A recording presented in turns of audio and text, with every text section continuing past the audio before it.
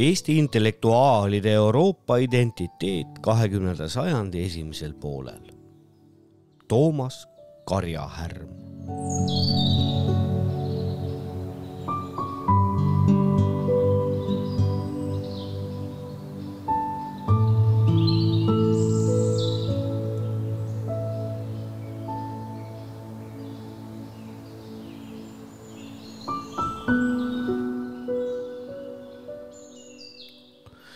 Kahekümnenda sajandi esimesel poolel, riikliku iseseisvuse eel ja ajal, tegeles Eesti ühiskondlik mõte intensiivselt Eesti mõttelise asendi kaardistamise ja eestlaste identiteedi konstrueerimisega. 1930. aastal kerkis seoses uue rahvusliku liikumise ja Eesti idee otsimisega päevakorda uue kultuurilise välisorientatsiooni küsimus. Endisest sunniviisilisest saksa-vene kultuurimõjust sooviti lõplikult lahti öelda ning edaspidi järgida inglise-prantsuse kultuuriorientatsiooni. Peamiselt intellektuaalide kultuuripoliitiliste tekstide analüüsi abil on artiklis jälgitud rahvuslike müütide ja identiteetide teisenemist. Regionaalsete identiteetide kujunemist ning Vahe-Euroopa, Pan-Euroopa ja Oswald Spengleri ideede retseptsiooni Eesti idee ajaloos.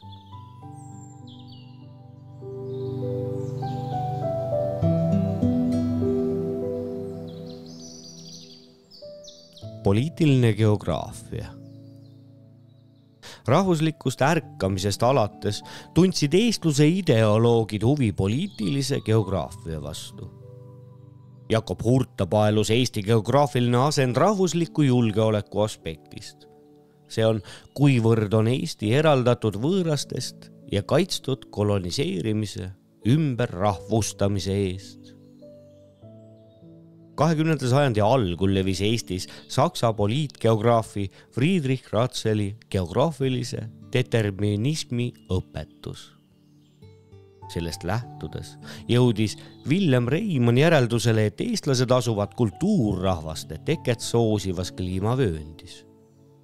Eesti asendit suuremate rahvaste jalus pidas ta lausa õnnetuseks, mis on määratud eestlase saatuse sajanditeks. Selle plusspoolele kandsid Hurt ja Reimann osasaamise Euroopa kultuurist ja soodsa positsiooni ida-lääne kaubavahetuses. Jaan Tõnisson prognoosis eestlaste tuleviku väljavaateid slaavi-germaani sõjalise kokkupõrke valguses. Rahvuslased ei käsitanud geopoliitikat mitte ainult traditsioonilises, sõjalis-strateegilises tähenduses, vaid omistasid sellele ka kultuurilis, tsivilisatsioonilise mõõtme. Riik, mis Rudolf Kiellanist alates on geopoliitika keskne mõiste, jäi Eesti kultuuri rahvuslikus ideoloogias tagaplaanile, sest riik polnud oma. Läänepõhjalist oma kultuuri tuli edendada Vene valitsuse survepoliitika all. Oma riikluse väljavaadete puuduses näis niisugune olukord paratamatu ja püsiv. Maa-alaselt opereeriti etnilise territooriumiga, mida sooviti administratiivselt ühendada ühte rahvuskubermangu juba rahvusliku ärkamise algul, 1860. aastal. 1905. aastal oli eestlaste rahvusterritoorium üsna täpselt piiritletud Eesti rahvameelse eduerakonna programmis. Iseseisvumisega Eesti geopoliitiline ruumavardus, riikluse rajamine ja sellele sisu andmine oli ise geopoliitiline akt. Riigina pidi Eesti määratlema end teiste riikide ja nende gruppide suhtes. Esiplaanile kerkisid riiklikud huvid ja nende realiseerimise teed. Uue rahvuslik riikliku identiteedi konstrueerimine eeldas vanade skeemide revideerimist ning uute eraldus- ja ühendusjoonte tõmbamist. Geopoliitiliste realiteetide kõrval kujundasid seda müüdid, mille muutumisega teisenesid ka identiteedid geopoliitilistes narratiivides. Rahvusliku poliitgeograafia esmaseks ülesandeks sai Eesti asendi määratlemine. Esimesena määratles Eesti geograafilise asendi Soome maateadlane ja Tartu Ülikooli professor Johannes Gabriel Gränu. Eesti Vabariik asub seal, kus Lääne-Euroopa puutub kokku Ida-Euroopaga ja Põhja-Euroopa Kesk-Euroopaga. Ja Eesti rannikutel riivab meri maakera kõige suuremat mandrit, sest on ju Vene avarlausmaa osa Aasia iiglakehast. Näeme kaardil Eestit maismaa laia poolsaarena Läänemere, Soome lahe ja Liivi lahe vahel. Sellest poolsaarest läände kerkib merest Eesti saarestik, mis näitab vana kultuuriühendust Lääne-Euroopaga. Idasihis aga avanevad Peipsi ja Pihkva järve veeväljad, mis juba muistsest ajast on olnud piirivööks vastu Venemaad. Sährdune asend ühelt poolt Euroopa peaosade vahel, teisalt mandri serval ühendust loova Läänemere ja tema lahtede mõju all, on kaubanduslikult ja läbikäimise poolest haruldaselt soodus. Kergendab aga siiski ka riikliku üksuse tarvilist eraldumist. Tartu Ülikooli geograafilise instituudi juhataja, Ungari professor Michael Haltenberger pööras peatähelepanu riikide suurusele, geopoliitilisele asendile ja piiridele. Tema järgi asub Baltikum Põhja- ja Kesk-Euroopa vahel. Eesti ja Läti kuuluvad Põhja-Euroopasse, Leedu ja Poola aga Kesk-Euroopasse. Põhja-Euroopa ääreriigina kuulub Eesti lihtsa avatud väikeriigi kategooriasse. Gränu ja Haltenbergeri õpilane, majandusgeograaf Edgar Kant võrdles Balti riikide geopoliitilist ja geoökonoomilist asendit Venemaa suhtes Beneluxi riikide asendiga Saksamaa suhtes.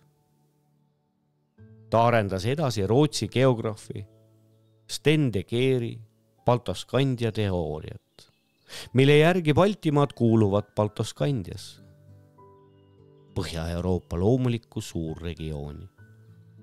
Kant süstematiseeris Eesti asendi ja kõik selle komponendid, esmalt regionaalselt ja seejärel globaalselt. Ta leidis ühisjooni Läänemeremaade ajaloolises saatuses ja kaasaegses olukorras. Kõik on väikeriigid, 1–6 miljoni elanikuga. Kant lükkas ümber väited, nagu oleks kogu Baltikum Venemaa loomulik integraalne osis ja hädavajalik eluruum suhtlemises Läänega.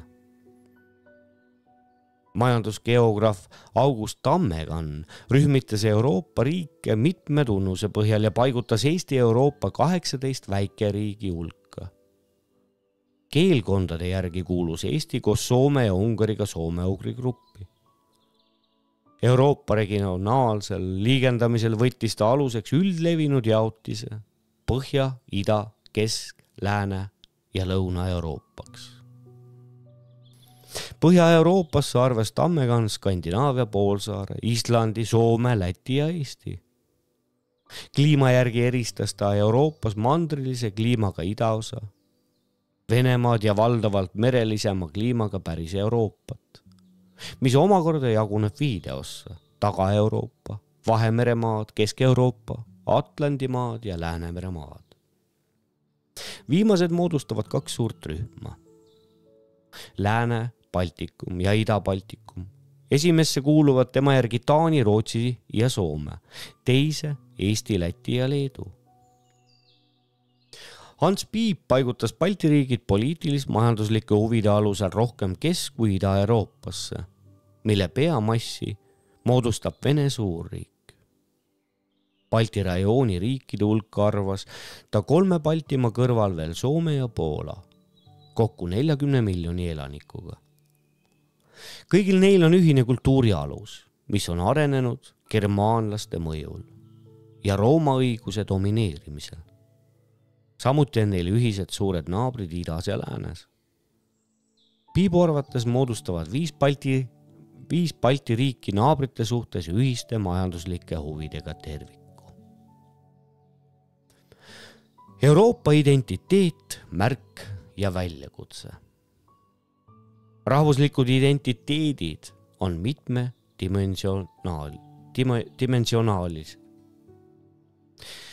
mitmedimensioonilised. Identifitseerimise eri tasandid moodustavad truuduse, kontsentrilised ringid, mis asuvad üksteise sees. Kõrgemate rahvusväliste identiteetide hulka kuuluvad ka regionaalsed identiteedid.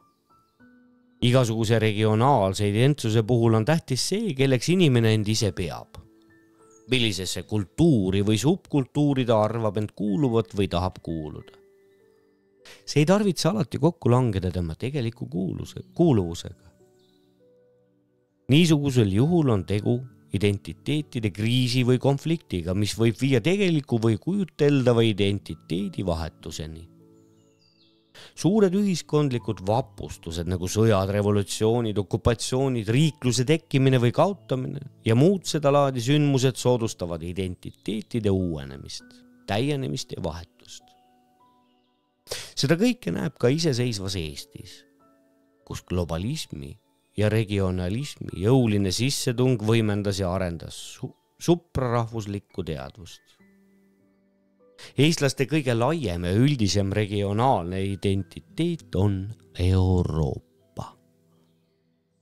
Euroopal on eestlaste jaoks maateadusest sootuks kaugemale ulatuv tähendus. Üldinimlik on meil tähendanud ikka euroopalikku, kirjutas Anton Hansen Tammsaare. Euroopa, eurooplus. Euroopalikkus on olnud eestlaste enesetunnetuse ja tsivilisatsioonilise enesemääratluse vahend. Nende küpsuse ja täisväärtuslikkuse mõõt. Eneseinterpretatsiooni hüpotees. Euroopa on andnud eestlaste identsusele globaalse dimensiooni. Esmajoones euroopaliku kultuuriteadvuse näol. Teisest küljest on kosmopoliitne Euroopa ja rahvuskeskne Eesti vastandik kui keskus ja perifeeria, metropol ja provints. Eesti vaimu eliidile on sõnad Euroopa mitmetähenduslik, kohati kultuslik, müstilis-maagiline tähendus, mida pole võimalik üheselt defineerida. Euroopa nimetluse objekt ja paleus, ihaldatud märk ja väljakutse. Euroopa on eestlaste rahvusliku alaväärsuskompleksi allikas. Euroopaga võrreldes on Eesti paistnud väike ja tühine. Eesti intellektuaale on alati vaevanud hirm jääda kõrvale lääne tsivilisatsiooni peade eest. Jääda marginaalseks ja Euroopas märkamatuks. Euroopa ja Eesti on aegade vältel muutunud, nad on teineteisele lähenenud ja teineteisest kaugenenud. Ent küsimus eestlaste eurooplusest on jäänud 20. sajandil.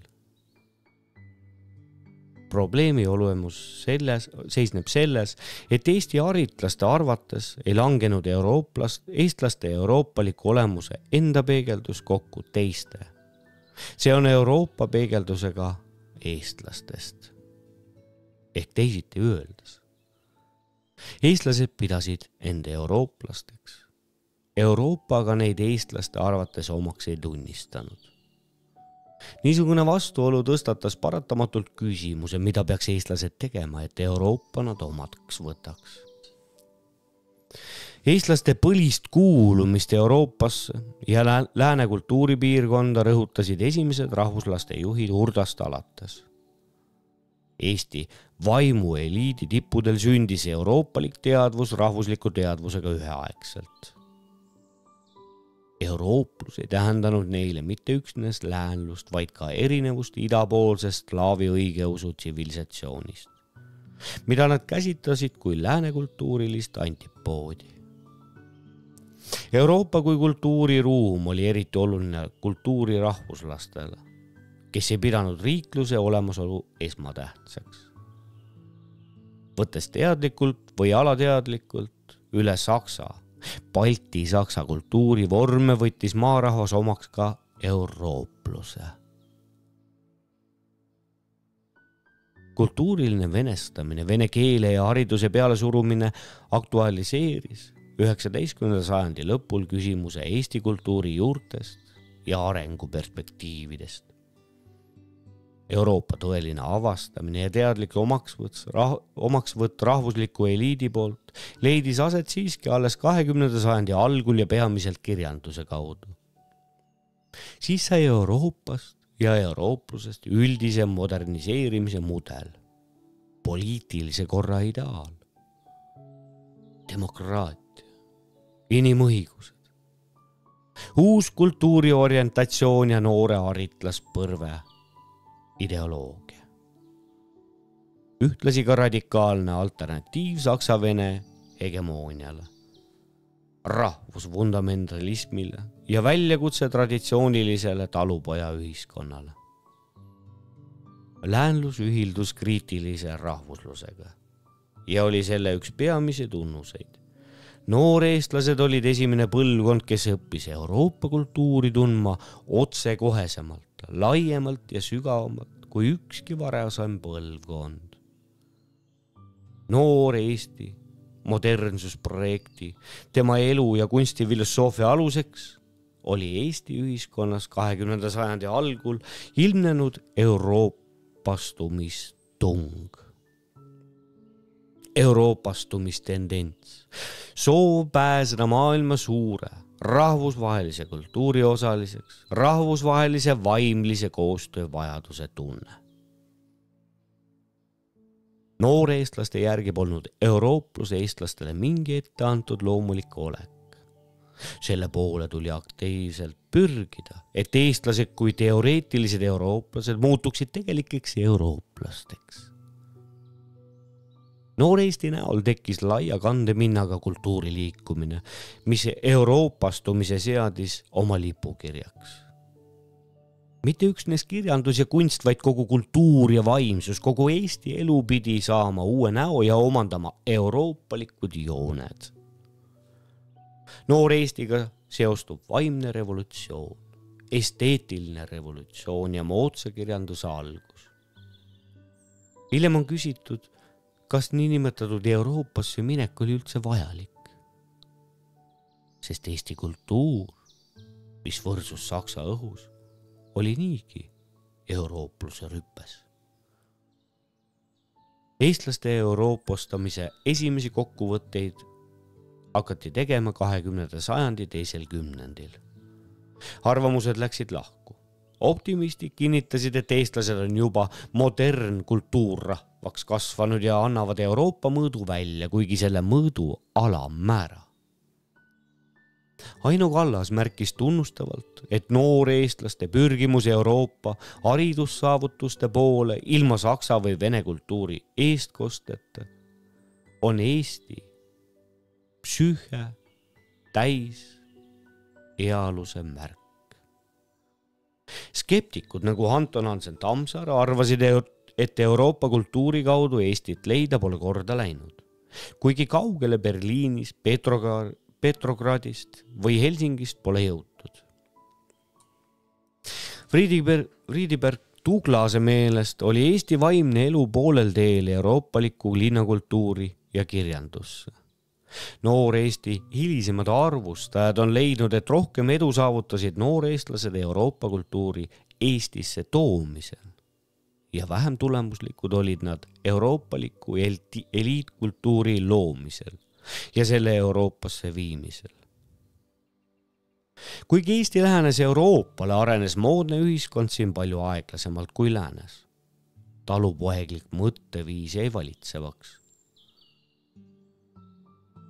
Provintsialismi ületada ei suudetud. Euroopa kõrgkultuuri mõisteti ja tarbiti vähe. Euroopas ei teatud eestilikust Eestis peaaegu midagi, rääkimata tunnustest või omaks võtmiseks. Eesti iseseisvumisega teisenes Eesti-Euroopa suhe kardinaalselt. Vene-aegsest soovunelmast, euroopastumisest sai eestlaste jaoks väga lühikese ajaga reaalsus. Euroopalikele väärtustele ja vormidele rajatud rahvusriigid ehitati üles euroopalik ühiskond, loodi euroopalik kultuur ja teadus. Eestlased said kaasaja rahvuseks nii poliitilises kui ka kultuurilises mõttes. Iseseisvuse ajal integreerusid Balti riigid täielikult Euroopa riikide süsteemi ja maailma majandusse. Eesti iseseisvusvõitlus ning kontaktid teiste riikide ja ühiskondadega tegid Eesti rahvusvaheliselt tuntumaks kui kunagi varem. Eesti identiteet sai osaks Euroopa ühisidentiteedist. Venemaast eraldudes määratles Eesti end ka riiklikult läände kuuluvaks. Eesti sai iseseisvaks lääneriikide abiga ja lootis neilt igakülgset tuge ka edaspidi. Lähenemist Lääne-Euroopale soodustas endise metropoli Venemaa enese isolatsionalistlik ja Eesti vaenulik poliitika. Tegelikult polnud Eestil nagu teistelgi Balti riikidel lääne orientatsioonile mingit mõistlikku alternatiivi. Ei poliitika, majanduse, kultuuri ega julgeoleku vallas. Tegelik integreerumine Euroopaga tugevdas euroopluse osatähtsust eestlaste rahvuslikus identiteedis. Ent valitsevaks jäi ülekaalukalt ikkagi etniline teadvus. Lõtvühendus Euroopaga ja avatus läände polnud ei õiguslikult ega emotsionaalselt kuigi siduv ega saanud ohustada rahvuslikku suveräänsust. Rahvusliku ja suprarahvusliku identiteedi konflikti ei tekkinud. Küsimuseni, kas Euroopa rahvus või rahvuste Euroopa. Polnud maailmasõdade vaheline Euroopa veel jõudnud. Euroopa idee polnud sel ajal kusagil saanud rahvusideeks. Poliitilistest vastuoludest ja vaenust lõhestatud autarkilises Euroopas saab tol ajal kõnelda üksnes kultuurilise ühtekuuluvuse tundest. Eesti ja Euroopa vastastikune visioon ja pilt, Eesti euroopalikkus ja mitte euroopalikkus oli probleem vaimse eliidi tippudele, mitte hulkadele. Iseseisvuse ajal omandas Euroopa diskurss küll uued jõujooned, kuid lääne kultuuriruumi kujunemisel põhjenduste ja õigustuste otsimine jäi ühiskondlikus mõttes ikka aktuaalseks. Tundub, et Eesti haritlaskonna tippude hulgas polnud täit kindlust Eesti Euroopasse täisväärtusliku kuulumise kohta. Hoomatav on alltekst, et eestlaste eurooplus on kuidagi poolik, ebakindel, ajutine ja Euroopa osa olemisest tuleb veenda kõigepealt iseennast, seejärel alles Euroopat. Eriti märgatav on niisugune ebaalus 20. aastate ideelistes eneseotsingutes. Mart Kivimäe on osutanud vastuolule Euroopaga seotud oma müütide vahel eestlaste enesereflektsioonis. Kujutlus eestlastest kui Euroopa vanimas kultuurrahvast ei harmoneeru kujutlusega nendest kui Euroopasse ilinenud maarahvast. 30. teisel poolel oli Eesti tippharitlaskond Euroopasse juba sedavõrd sisse elanud, et sinna kuulumist peeti enesest mõistetavaks. Harri Moora tugines Eesti lääneliku kultuuri identiteedi tõestamisel ajaloolistele argumentidele. Tema põhijärelduseks oli tees, et Eesti pole kultuuriliselt kunagi kuulunud Ida-Euroopasse, vaid Läänemere maade hulka, kelle kultuuriline raskuspunkt on ikka olnud läänes, kuhu Eesti oli orienteeritud juba ammu enne Saksa sissetungi. Nagu Hurt pidas ka Moora kultuuripiiriks Narvat Peipsit. Sellest piirist ida pool on alati valitsenud tunduvalt teistsugused olud kui siin. Kultuuritase on sääl ikka olnud siinsest madalamal. Me võime edasi öelda, et kõige selle pärast nüüdne Eesti iseseisvus pole mitte mõne saatuse tuju, juhuslikult õnnelikkude konstellatsioonide sünnitis, vaid see põhjeneb loomulikel sügavail eeldusil, millede kujunemist võime jälgida juba kaugest allist ajast alates. Niisugust kategoorilist vaatepunkti oponeeris Oskar Loorits, viidates eestlaste algsele idapoolsele päritolule, kuuluvus uureli rahvaste perre ja idamaailma põhjapoolsesse Euraasia arusse. Tema arvates on eestlased algselt siiski idavaimu lapsed, kes kasvades ja ajapikku läänega kokku puutudes omandasid osalt ka läänemaist ilmet. Loorits juhtus tähelepanu eestlaste väärtusteadvuse ja kultuuriideaalide põhjalikule erinevusele läänelikust, agressiivsest, egotsentriliselt, ülimalt individualistlikust ning teisi eitavast elutundest ja mõtteviisist. Oskar Loorits. Meie rahvatraditsioonis nii selgesti väljendub elutunde ja mõtteviisi põhilaad on ilmsesti idamaine, passiivne ja mediteeriv, vaatlev ja unelev, salliv ja aupaklik, oma ekstreemides impressionismi, müstikasse ja visionäärsusesse kalduv, kuid üldisemalt siiski põhjamaiselt intellektuaalne ja meelekindel, kuni põikpäise jonnakuseni. Oskar Loorits oli üks väheseid, kes püüdis süveneda nii-öelda võõruse probleemi, mis seisnes eestlaste vaimses lõhestatuses.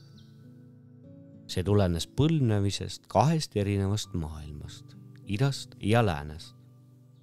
Kontrastist uureli ja aaria elutunde ja mõtteviisi vahel ning väljendus väärtusteadvuse ja kultuuriideaalide põhjalikus lahkuminekus. Soome-ugri ürgalus polnud täiel määral omaks võtnud germaani ladestust ja soome-ugri põhi polnud lahustunud germaani pealiskihti. Võõruse ületamises, antipoodide kõikehõlmavas sünteesis nägi Loorits soome-ugriliku inimtüübi maailma ajaloolist missiooni. Euroopa vaimustuse viljaks oli europotsentrismi levimine Eestis. Läänes universaalseks kuulutatud väärtused ja müüdid juurdusid ka Eesti vaimuelus. A. Tammekann nimetas Euroopat maailma keskseimaks ja tähendusrikkaimaks osaks, kuhu Eesti kuulub ääremaana. Euroopa on maailma tuum ja süda, kellele järele jõudmine on endale eesmärgiks seadnud Jaapan, Hiina, India ja Orient.